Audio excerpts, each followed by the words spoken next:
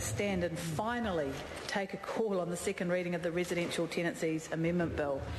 And I would just want to say to Katrina Shanks, as Chair of the committee, and I want to say she did a very good job of chairing the committee, and this is a very interesting piece of legislation. I think all members of the committee worked particularly well together.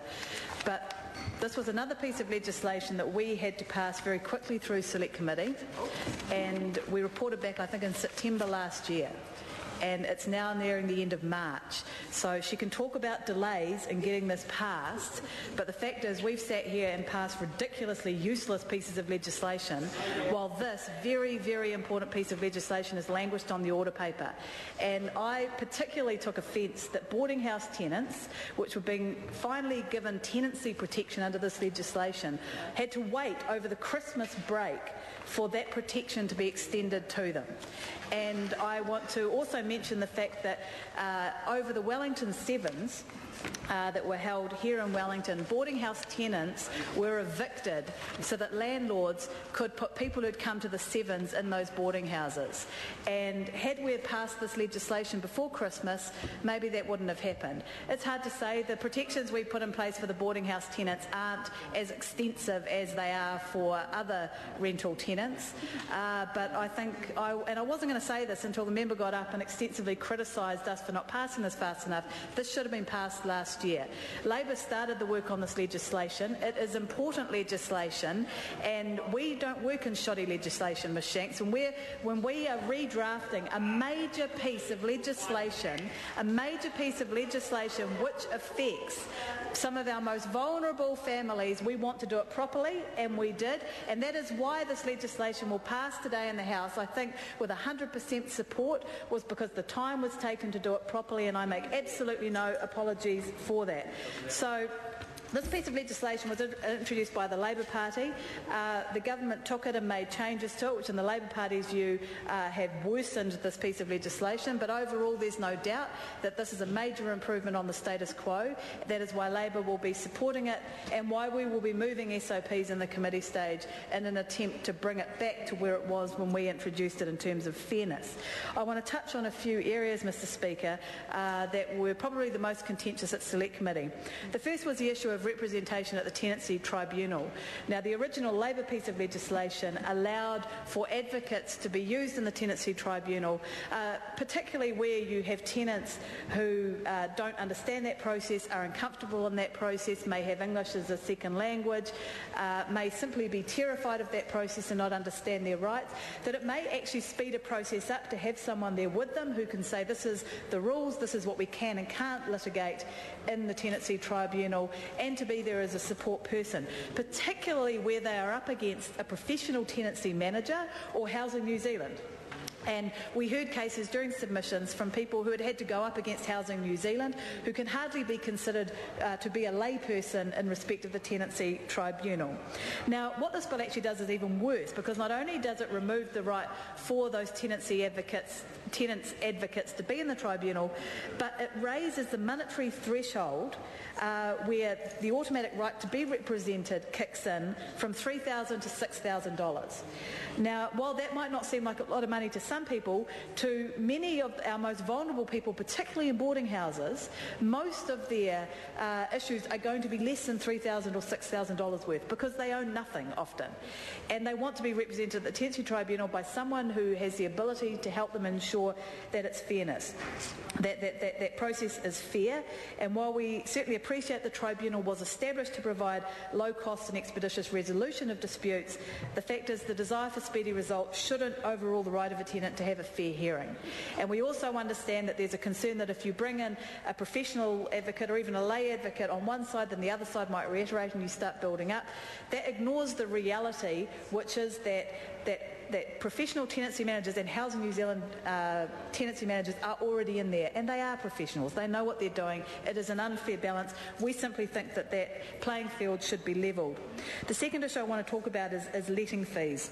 Now, currently, real estate agents have an unfair advantage over property management companies because real estate agents can charge tenants a letting fee, but property managers cannot. Now, we certainly agree that that is unfair. What this piece of legislation does is it balances that out by saying both can provide a letting fee. Labor believes that we should balance it out by saying neither of them can charge a letting fee to tenants. Certainly, the property managers we spoke to just wanted a level playing field. They didn't want to charge tenants for the letting fee. This wasn't about income. It was just about getting that equality. Now, the reality is that a letting fee on top of a bond is a huge barrier for people who are trying to get into a tenancy. And we do not believe that tenants should be charged a letting fee where a landlord has engaged a tenancy service in order to help them fill a tenancy. Now, we were told that, well, in fact, they're acting for the tenant because the tenant is the one who's getting the help.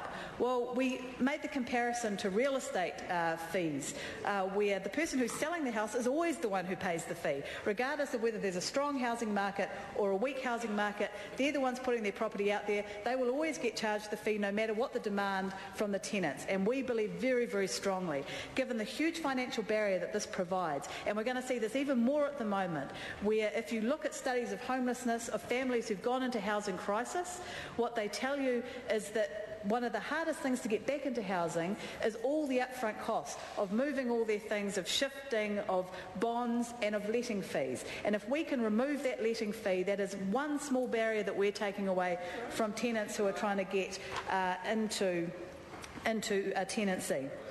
We removed the requirement for cleansing orders for a landlord to reveal that a cleansing order had been held on, for example, a pea house. And I've received correspondence from people who are actually really concerned about this. I've asked for some information from local government experts because I'm told that, in fact, what the Select Committee was told, which was that cleansing orders are automatically done by the council, they have to meet a certain requirement, then the order is given, shown that there's no more danger, and the landlords are saying, well, why should we have to tell people about that if there's no more danger? Well, what I'm told is, in fact, there are no standards for this, that it's done on an ad hoc basis, and that people are genuinely concerned that there may be clean-ups that have been done which have not been done up to standard. Certainly this is something I think we need to look at in the committee stage. Maybe the Select Committee wasn't given the full information about that particular clause in the legislation. And I want to finally come to the issue of boarding houses.